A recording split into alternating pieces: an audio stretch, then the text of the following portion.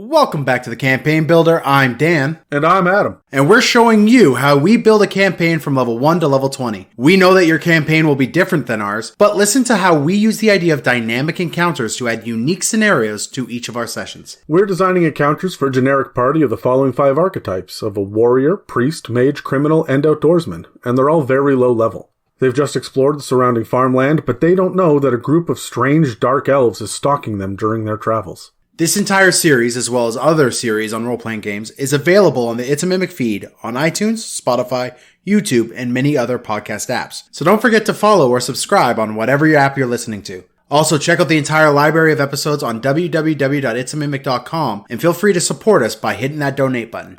Let's get to building.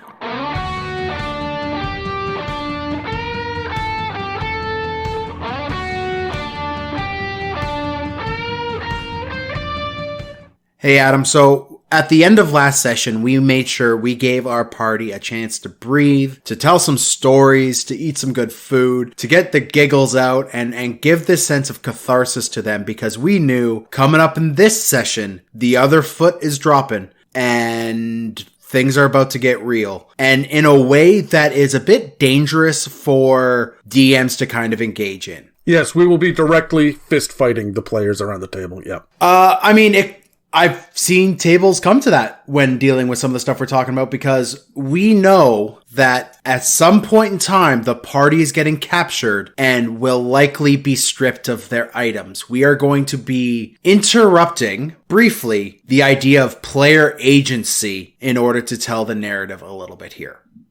So there's a lot of dangers, there's a lot of things, and of course, this being the podcast, we want to be able to talk about how we do this in a way that is helpful, that is attainable, and will hopefully make it so you could tell this, or so that you could include this narrative style in your story to add a little bit more drama, a little bit more intensity to your campaign. The other thing that I want to say really quickly is we're going to cover a couple things in this episode that may have the potential to annoy or target some people. There may be a couple of little triggering things in here. We are talking about capture and jail, losing agency, and bad players around the table. Things that we don't want to deal with in our personal lives. And so if you find a little bit of offense, we're sorry. We're not targeting anybody particularly. Except for you, Dave. Fucking Dave. Finally, the last thing is there may be a little bit of a trigger warning if there's anybody that's been held against their will, let's say. So, yeah. Just wanted to get that up front, and let's move on to the episode then. So, Adam, we know that we are going to be pulling the rug out from our players halfway through this session, and we are going to be capturing them by enemy forces, throwing them behind bars, and likely taking away their weapons, maybe impeding their ability to cast spells, doing these other things. What this is doing is dancing that line of the cardinal sin of removing agency from your players. Now, I want to talk about this for a couple minutes here because agency is incredibly important to maintain in a game. But what agency is a player's ownership of their character in body and action. So a player gets to decide what the character does, what the character holds, what the character behaves like. They are the controller of that character. And when you start attacking their agency, you start attacking a player's sense of control. So look, we're not talking about the basic level of removing agency where, hey, you're stunned for a round, you don't get to do anything this round. We're talking about all that agency that players get really excited about when they design their character in the first place. When they choose which weapon they're carrying, what color their jacket is, which hip their spell component bag is on. There are a lot of these different things that they've made choices about at a very base level. We're going to take a lot of it away. We are essentially going to strip them of many of the choices that they've made, and that pisses off people. Yeah. They've put a lot of time and effort into these characters, and if they don't trust you as a dungeon master, they're going to flip. They're just going to lose their shit around the table. We're not talking player characters, we're talking players.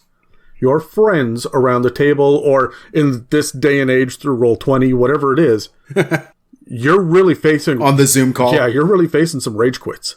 Right? Like, yeah, that's really something that can happen. I don't mind being a little meta. I don't mind getting halfway through this and saying it is clear to your character. What's your passive perception? I don't care if they say 8. It doesn't matter what the number is. I'm going to use a game mechanic for a second. So what's your passive perception? It is clear to your player that there's no easy or clear way out of this. What's your passive insight? Yeah. I don't care what number they say. It's clear that you are outgunned and outnumbered. What is your wisdom score? There's no way to win this battle. Your character knows this. The correct answer here is to surrender. I don't mind giving that because it lets them know that this is a story plot beat. And this is not about them failing. This is not about them being punished. The deck has been stacked against them. Yeah. Well, this is why from day one of this podcast and anything that you and I have said and put on the internet. Oh, careful now. I've put some things on the internet that we don't want to talk about. Haha, you're right. We don't want to talk about those. We have been saying you are not the adversary of your party if you're the DM. And the adversarial DM is going to build primarily a lot of distrust, which means if you have a history or if the previous few sessions leading up to a point where you want to do a capture thing, the parties have come to you and been like, hey man, it feels like you're targeting us. They in some way communicate the fact that you might be losing a little bit of their trust, that you're not out there just to be their adversary. You might want to hold off on removing their agency. It needs to come from a good spot of trust. This is one of the reasons we knew this was coming last session. Yeah. And we spent a lot of time. You go back and listen to the dynamic encounters we built. There was nothing really threatening there. No. It was exploratory. There was role playing, and they were building relationships with people because we wanted them to be at ease and to have fun, because that's us building trust ahead of time, because we're about to subvert those expectations. And this is something, Dan, that you and I, with all of our years of experience, we naturally know to do this, right? And we'll actually do this over a number of sessions in advance. Yep. Because players never stick to the script, so we know we have some time.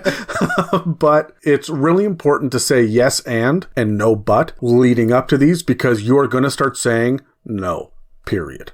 And that can be very, very dangerous for a DM to say around a table if they don't have that trust. So give them the respite before you take away all their expectations, but also make sure you've spent a good amount of time just building trust that you're their friend. You're not an adversary. They're not there to defeat you. This isn't a competition to who D&D's the best. This is a game and we're all in it together. And if you can really establish that, playing this plot point, playing this plot device of a capture, a sense of the way you put it here, Adam, in the notes is destined loss. I actually really like that idea where we know that in the future, they're going to lose their crap. And I'm not saying like they're going to get upset. No, their crap is going to get lost. Someone's going to take it. Yeah. Yeah. Someone is literally going to walk up to your warrior who has their ancestral blade and be like, that's mine now. And there's going to be nothing your warrior can do about it. And that's going to cause issues. What happens when your mage and your priest do not have access to spell components anymore, right? We are really going to take away the ability for them to accomplish things, and it's going to suck for them. We're going to take 4 levels worth of gameplay and we're going to knock them down to level 1, where you had like 2 things that you could possibly do on your character sheet. And it's going to piss people off. I'll tell you one thing that I saw a very intelligent DM do way back in my 4th edition days. Whenever there was going to be a problem ahead of time and he knew that he was going to take agency away, he took cue cards and he would write on them, this is a temporary solution. I know this is a plot point.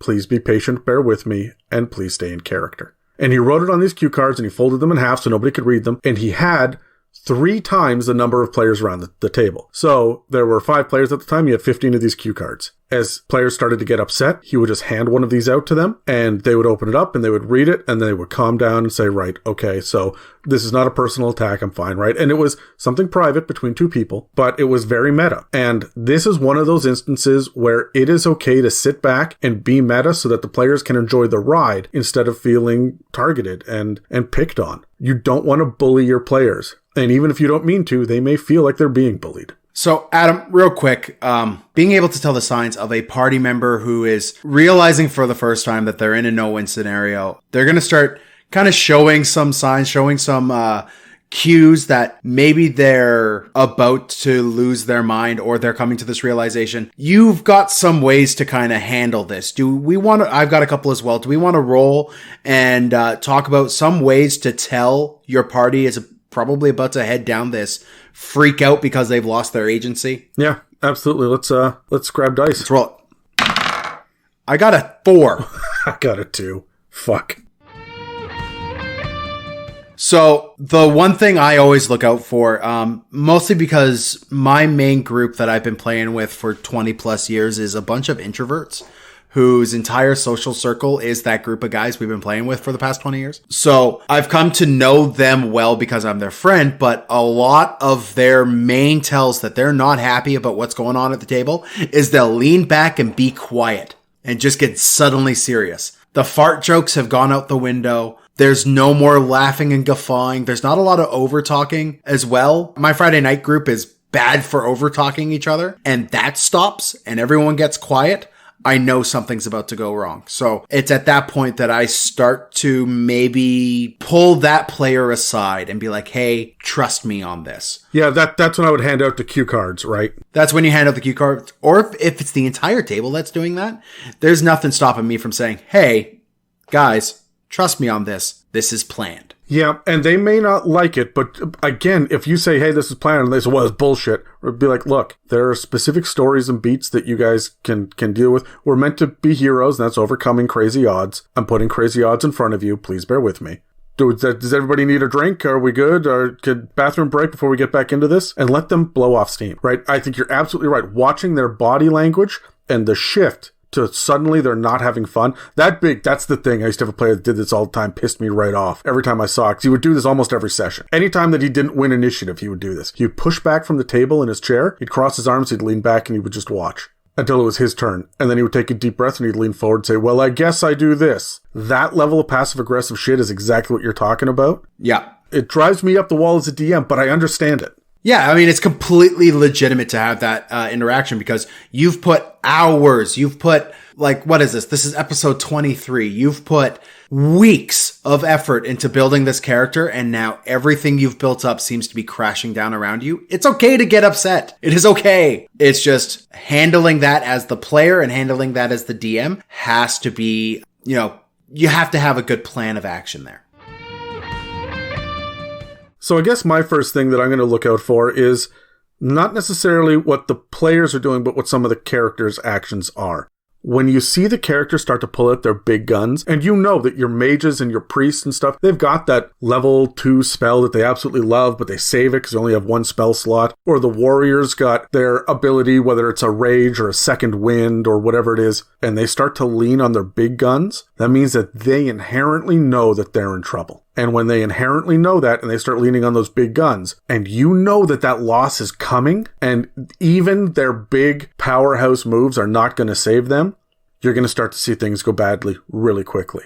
So watch out for that. When your players start to make the decisions to really reach out and say, okay, here's what I'm going to do. This is, I guess I'm going to use this then.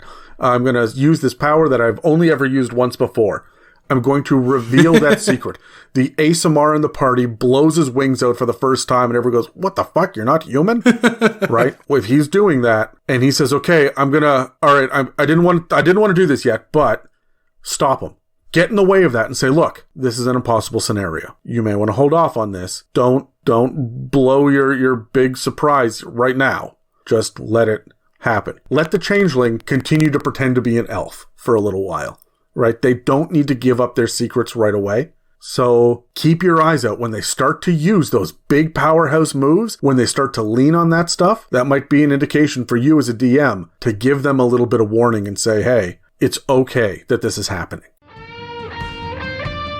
On the inverse of that, I would say if you see that player look frantically on their paper, lean forward, start flipping through their back notes, like they're flipping back to the notes from, the second session to look, and then they pull up that one magic item that they've been holding on to that they forgot they had, but it hits them. I would encourage you DMs out there to let them be like, hey, we got this wand from Tremblay, way back when that helps us do X thing. Helps us, control, mold earth as the cantrip, but it's from the wand. And can we do it to do these cute, cool things? And they start getting really creative with their turns.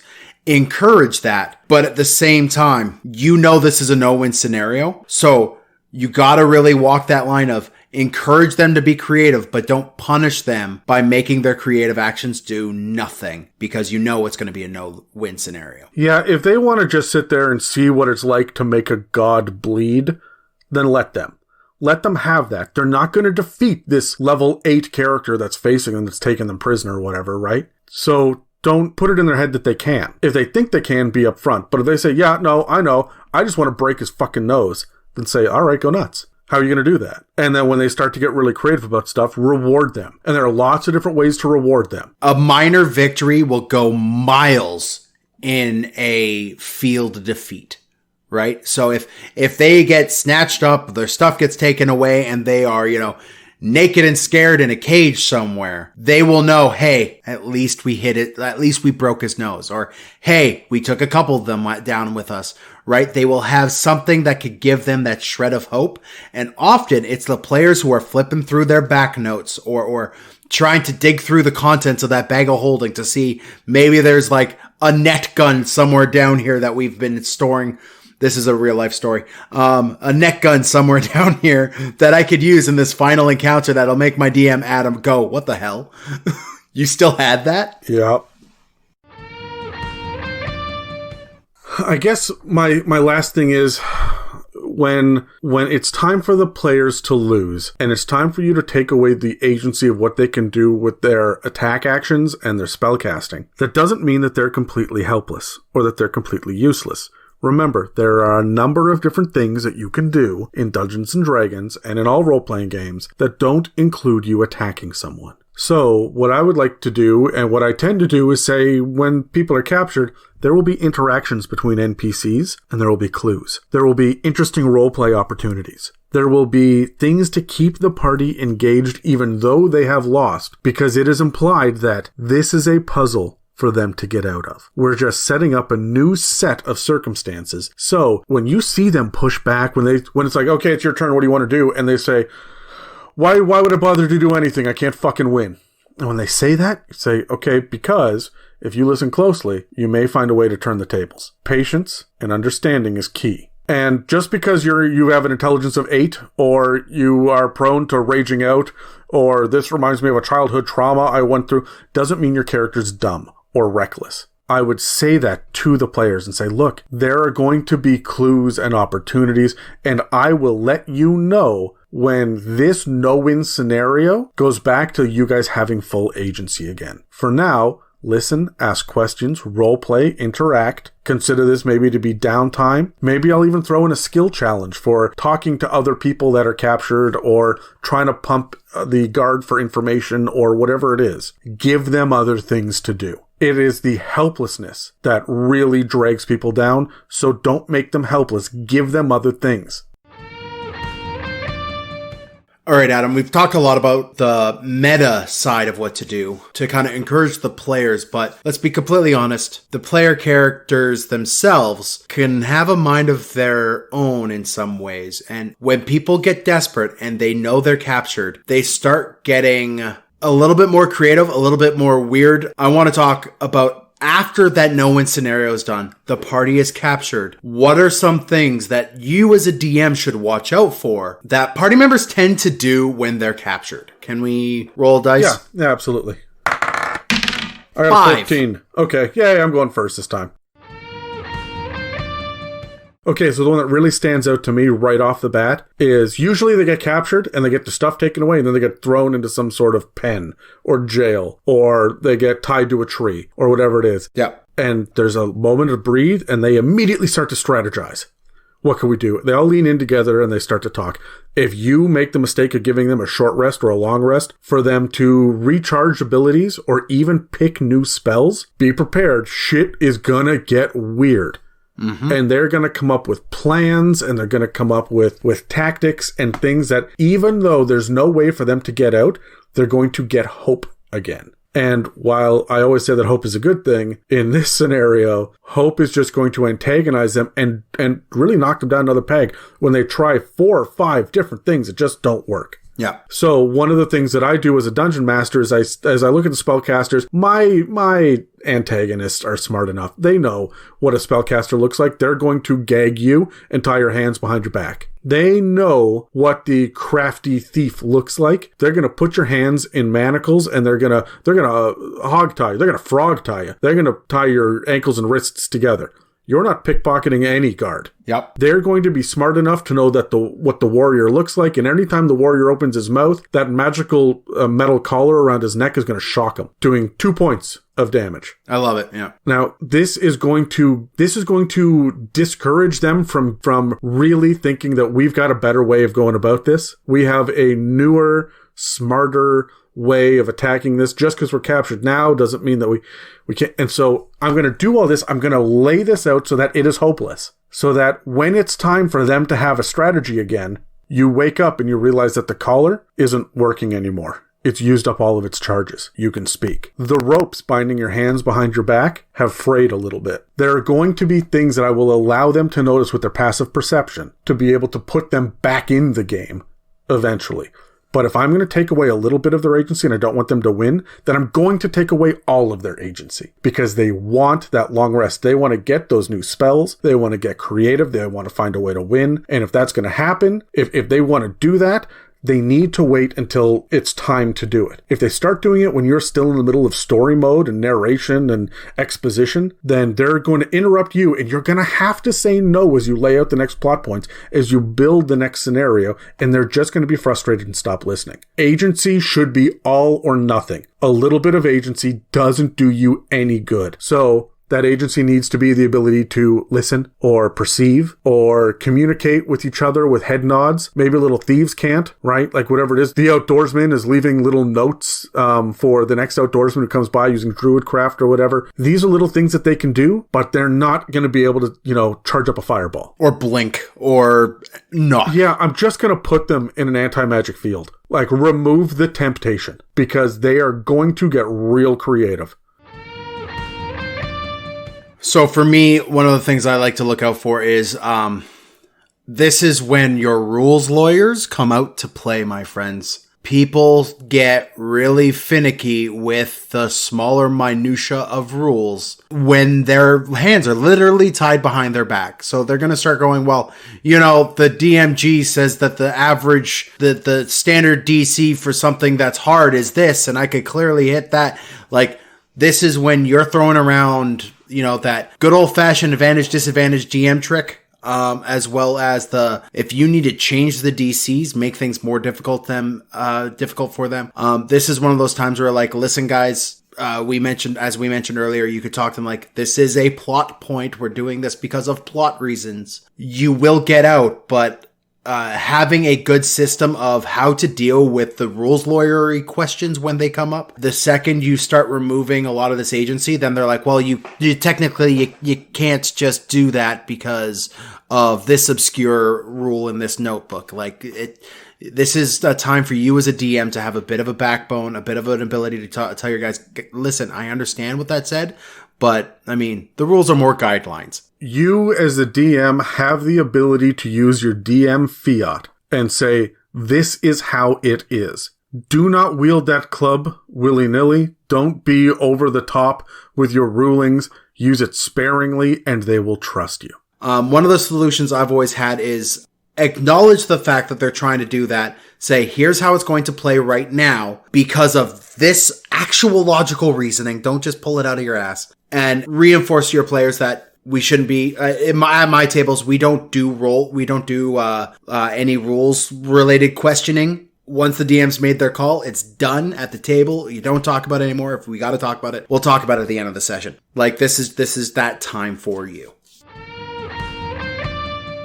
The other thing that I'm going to keep an eye on, my second thing here, is that I expect that they're going to try to lean into the role-playing in a very negative way, which means they're going to be confrontational and antagonistic. Those guards are going to get sworn at. Their cellmates are going to get bullied. They're going to really feel like they don't trust anyone, and they may not even trust each other when it comes to scenarios like this. I've seen more than one situation where a handful of player characters have thrown another one under the bus for their own freedom. This is also, it can be flipped on its head too. They may be willing to fight to the death for the chance to escape. I'd rather be dead than captured. Remember, it doesn't have to come to that. So, if they're going to be antagonistic, you've got to have one guard that can get really upset and allow them to make that guard upset, but then the other guard is very calm and says, all right, enough. That's it. You go for a walk, take a breath, come back, and remember, we don't listen to prisoners. And he's going to point a finger. And the next time that you speak up in there, I'm just going to cast silence on your cell, and you can see what it's like to be in the dark with your hands bound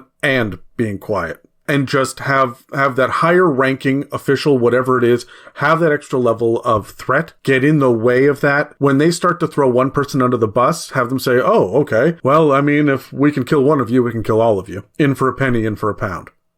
In for a copper piece, in for a gold? Is that the D&D version? Sure. So, in for a platinum? Yeah, whatever it is, let them know that they are not in a position to really be bargaining or bartering or trying to intimidate. They can go ahead and try to deceive. They can lie. It's going to hurt them if they do it. If they get discovered, it's a bad thing. Lying to your captors is always risky, and they should be smart enough to know that. And I have no problem asking people, what is your insight? What is your charisma? Make a wisdom save, whatever it is. Not for damage, but to be able to figure out what the scenario is that they're in and understand that they're just making it worse. We don't need to do this yet. We're not there yet. Here comes another folded cue card. Trust me.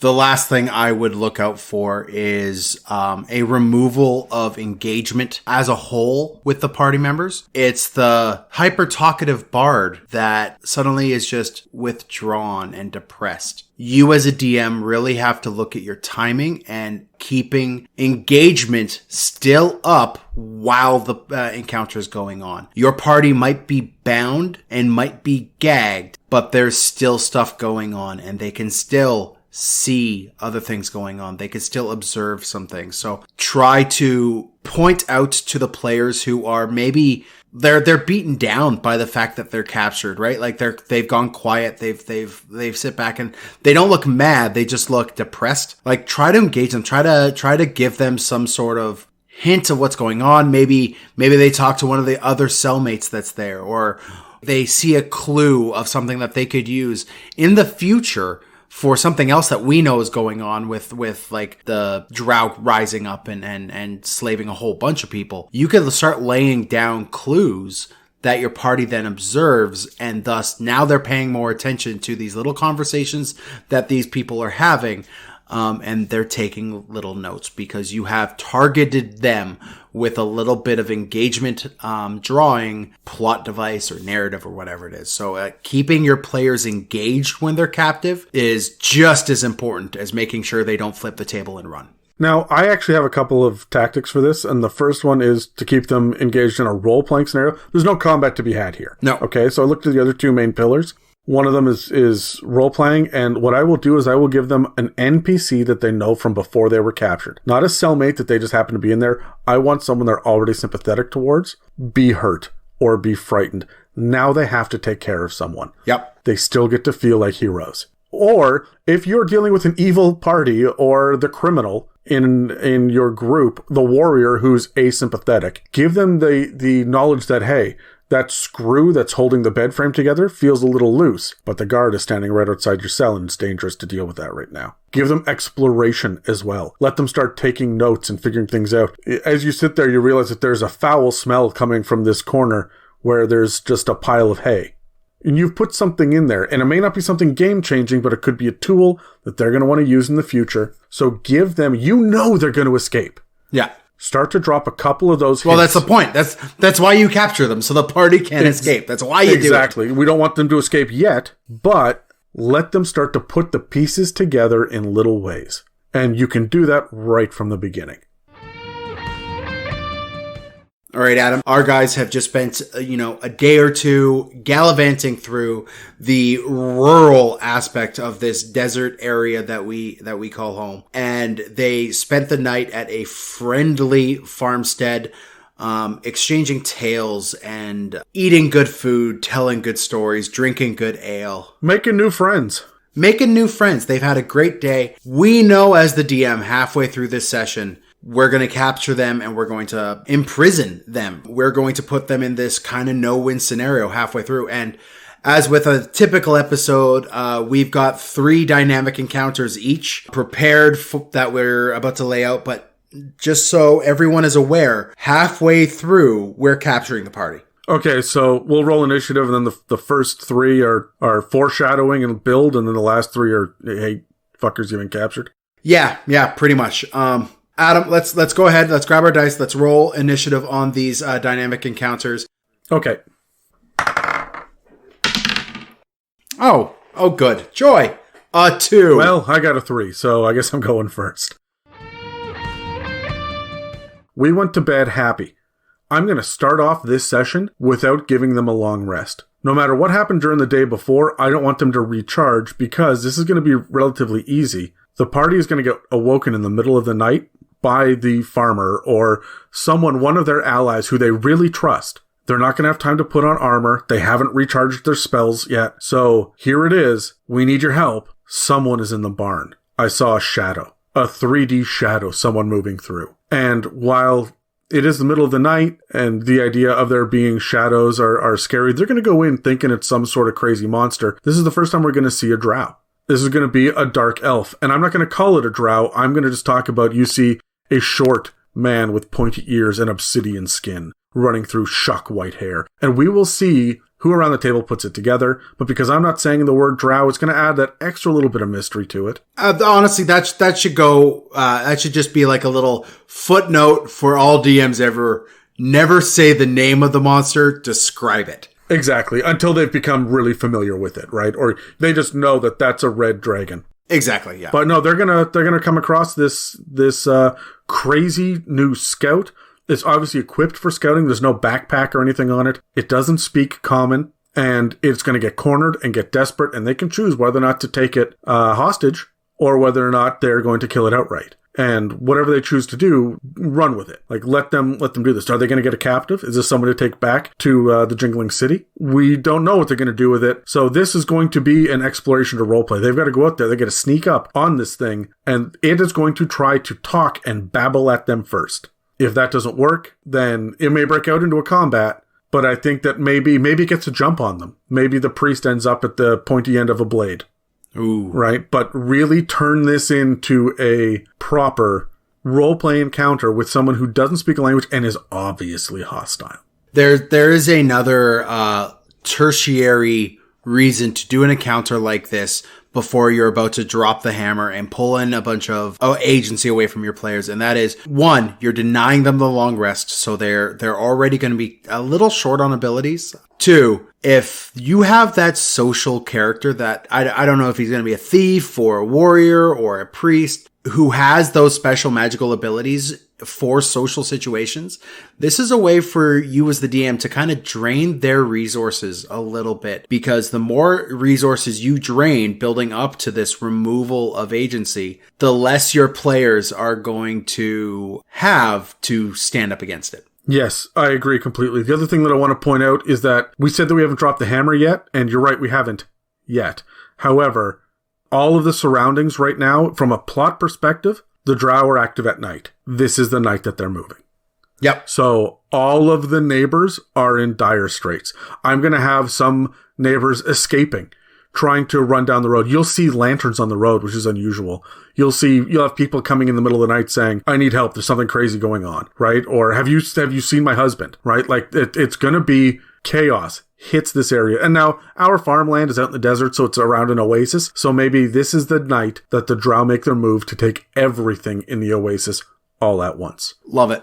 Remember, drow are CR1 quarter. Your CR4 party will have the drop on them. So it's got to be guerrilla tactics, it's got to be shadows, and it has to be overwhelming numbers. Give them allies to work with. And there are some pretty powerful drow up there, but the main ones are CR1 quarter. Yeah. So you can get like up to, I would say even up to 12 of these things before your action economy gets really out of control. So dropping 1 in is an obvious win for the party, so that when you hit them with overwhelming forces later, you flipped the script on them.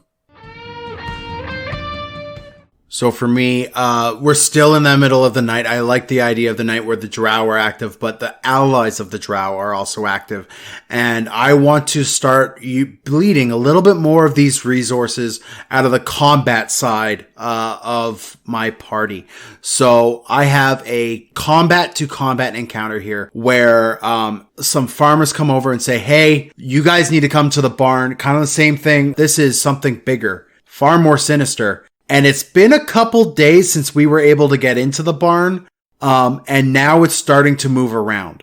So they haven't been able to go inside for days, mainly because of the horrors they've seen inside. So when the party goes to investigate, they see that inside of this thing is a massive spider that is like a come up through one of these small breaks into an underground cavern underneath the farmland and has made this barn its new home. So it is caked in spider webs. There are eggs. This thing is skittering around. There's maybe a handful of them. But at about half hit points, this spider is going to screech out this, like once the party starts fighting the spider, because they will. It's a spider in a barn. Why the hell wouldn't they? At about half hit points, the spider is going to screech out and a strike force of drow spider riders are going to jump out and attack the party riding spider mounts. And you are going to get a really big injection of the flavor of the drow while at the same time making the party use up a little bit more of their combat resources. I wouldn't make these encounters necessarily difficult. Like, we got a CR4 party. I would probably make the total of these things a CR3 even, just so the party deals with it relatively quickly, but still is using a little bit of their resources. I want them to feel a little bit like heroes, but I definitely want them to use some things here. And this is going to be scary, too. They're got to be running out of stuff. And have they put on their armor yet? Oh, yeah. I like the idea of the last dynamic encounter almost being interrupted by this one. They finish it. They've got a drow with his hands tied behind his back. They're marching him into the farmhouse. We're going to put him in the pantry. We're going to lock him in there until we figure out what to do with him. And as they're doing that, someone is banging on the door. I need help. And it's their neighbor from down the road. Because as we said in the last episode, you can only really rely on your neighbors, right? And that's who you have to turn to out here. You're isolated. Your heroes are the heroes right now. And they have got to step up and deal with this. The other thing, too, I wanted to add is that if spiders and webbing and drow riders and whatnot is way too much and it's too difficult, you can make this a bit grueling and you can have them come in waves. My next encounter is going to be really simple. I was thinking that it would be like, midday the next morning. But I'm seeing now that what we're doing is we're creating dynamic encounter after dynamic encounter. We're right in the shit of it, and we don't want them to get a long rest in. The NPCs are going to circle the wagons. They're going to go out and they're going to get everybody in here as quickly as possible, right? Things are happening at all the nearby farms. So let's go out and we're going to go to the outbuildings and get all the farm hands in. We got to go check on the livestock. We got to make sure. And people are starting to go missing. We went in to find them and they're not there. Or someone went off to go bring in to get the horses together so we can leave, and they never come back. So this is going to be an exploration to exploration right here, where two of the farm hands are just missing. There are a couple of different directions you can go on this. Your party has to choose which farmhand to go after. Maybe they're smart enough to split the party, but what they're going to do... what they're going to do is they're going to investigate where these missing people have gone missing, and it should be nearby. Yeah. And as the sun comes up, while hunting, they're going to discover that there is gore, there are spiders and webbing in egg sacs, there are more of these runes, there is maybe a discarded or broken elven blade that looks strange with a dark metal. They find tufts of white hair. Right? Like, they're going to see signs of major struggle. We ran into that a little bit in the last episode, but this has been a siege. Doors have been, broken open. Windows have been smashed in. A building down the road is clearly on fire. Dawn is coming, but shit has hit the fan. And it's that moment of, I want it to feel like the apocalypse in this moment, right? And that's what this exploration to exploration needs to be. Every time you turn the corner, something else has to be going wrong. Remember we were running into that with the urban unrest? We were dealing with the riots before. This is now rural unrest, okay? So you're going to be able to hear the distant screams. You're going to see animals stampeding away. herds that are just running. You're going to find a cow leaned over with 3 or 4 spiders with their fangs sunk into them, and it's too much for the party to handle. So they've got to leave this poor creature that's still mooing, by the way. Right? Like, really, really drive home the darkness and make it so that while they may be able to have a little fight here or there or loose an arrow, they don't have a clear target. They just know that everything's going wrong. And the farmstead that they were on, the allies that we left them with at the end of last session, these half a dozen NPCs, a couple of them already gone missing.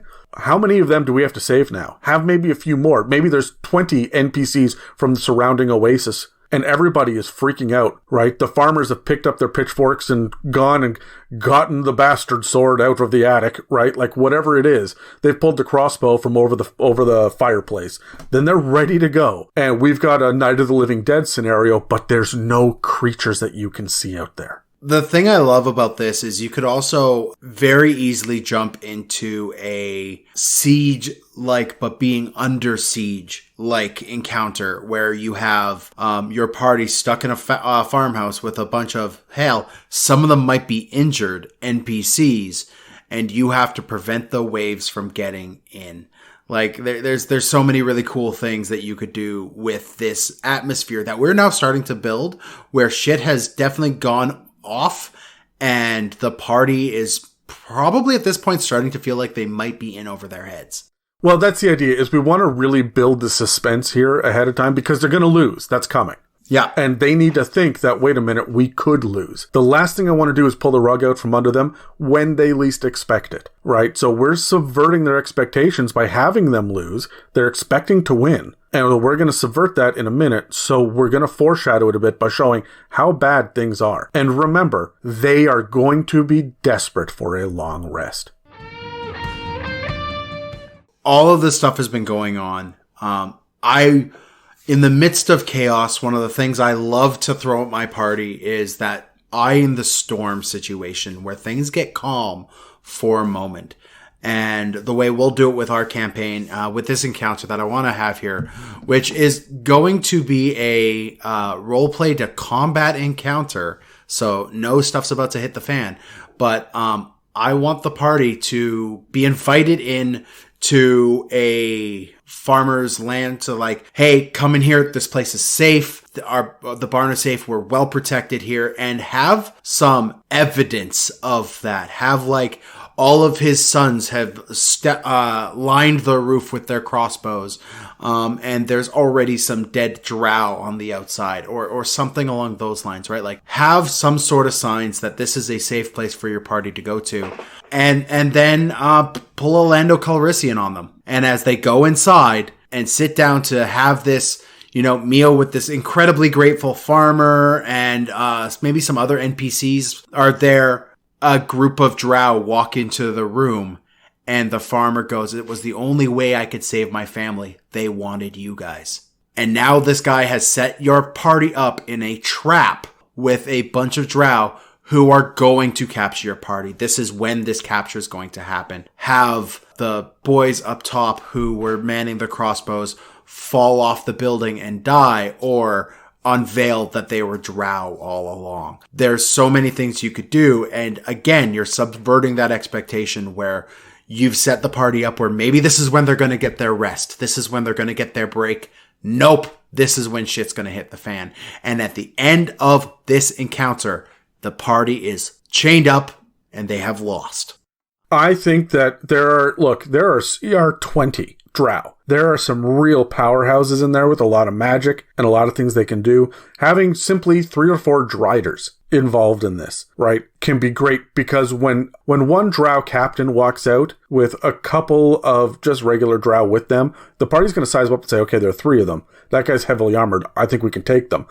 We're at our wit's end. We've got all sorts of NPCs we need to protect. They're going to draw steel. They're going to start preparing their spells. And then 6 Striders come down. You can have a very quick initiative where they are just knocked down to unconsciousness, drop them to 0 hit points, but have it clear that they're going to be stabilized. The enemy is going to stabilize them.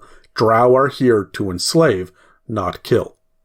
So, taking hostages, like there's a lot you can do in this to keep this really dynamic, and going from the roleplay into combat is great, but when your players do that thing where they want to fight to the death, have heavy enough hitters to wrap that combat up within 2 rounds. If they hold on to the bitter end for 8 rounds and still lose, they're going to feel so cheated. Okay, so for my last one, very, very quickly, whatever this barn is, in my head, it's a cellar. There's only 2 ways in, in through the doors outside and in through the secret hatch on through the kitchen or whatever, right? The back door through the pantry. So this was a great place to hide, and nope, the drow were there all the time anyway. Whatever it is, there's going to be a terrified and newly widowed woman who is there. Her husband just died in front of her eyes. She's traumatized. This is going to be a role play to exploration encounter because someone says, I don't know this area. I've never been in this barn before. She has.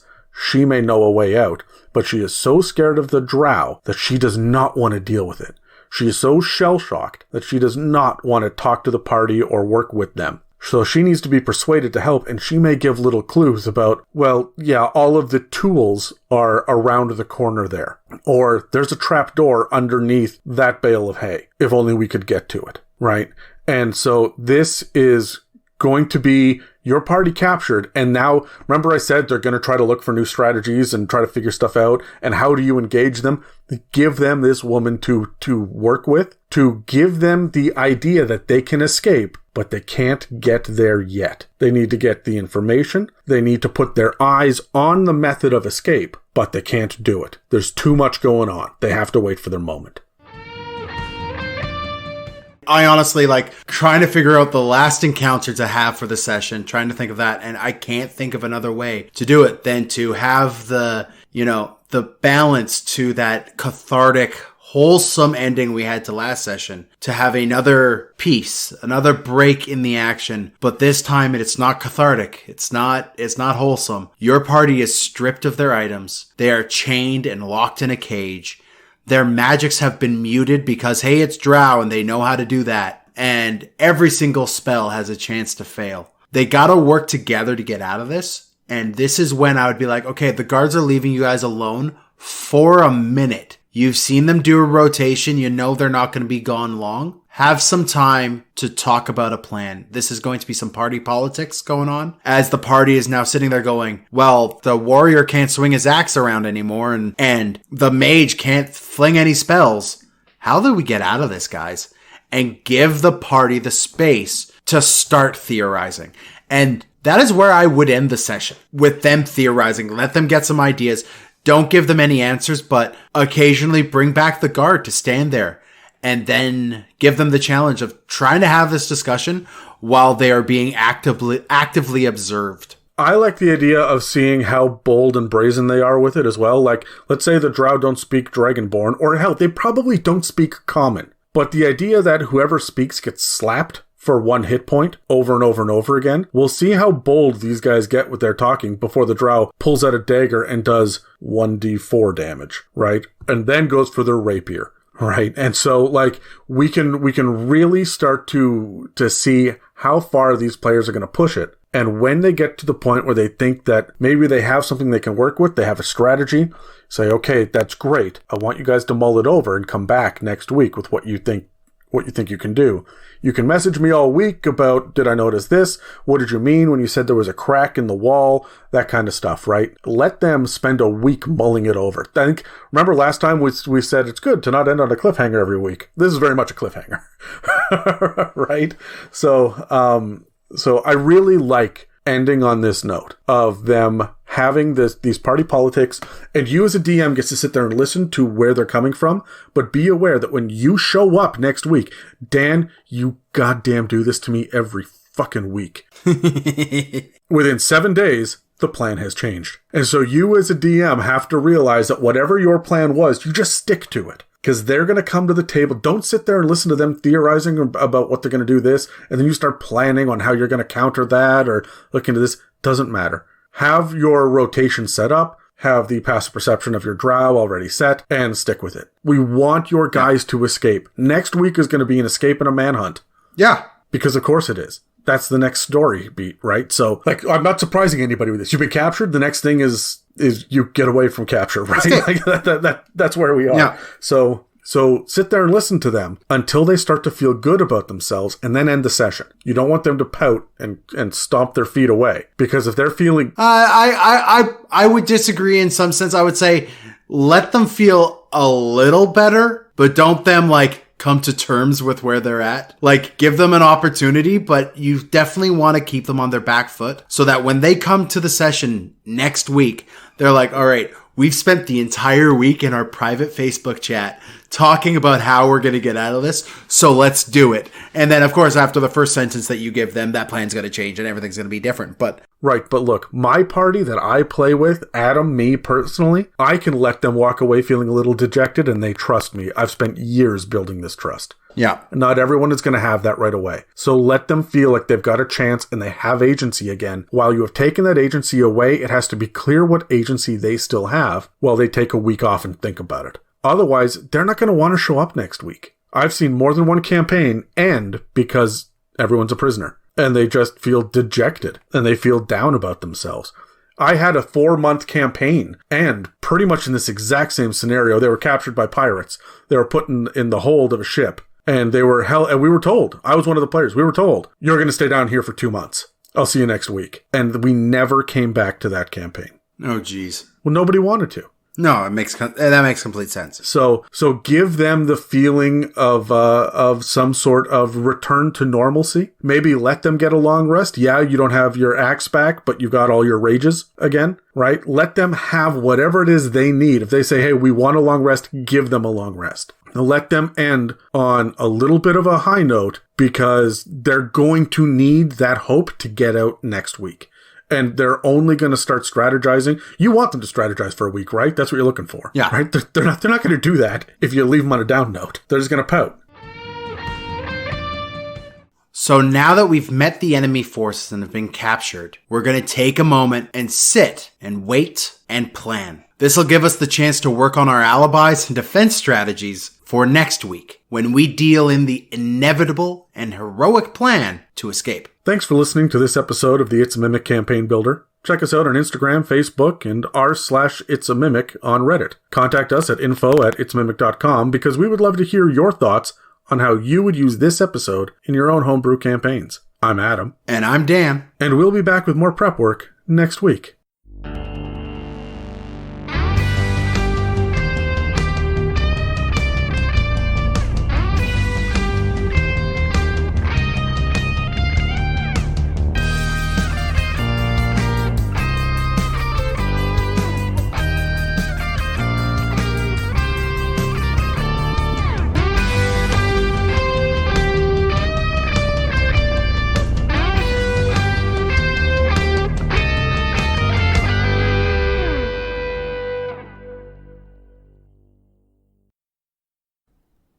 Okay, bye.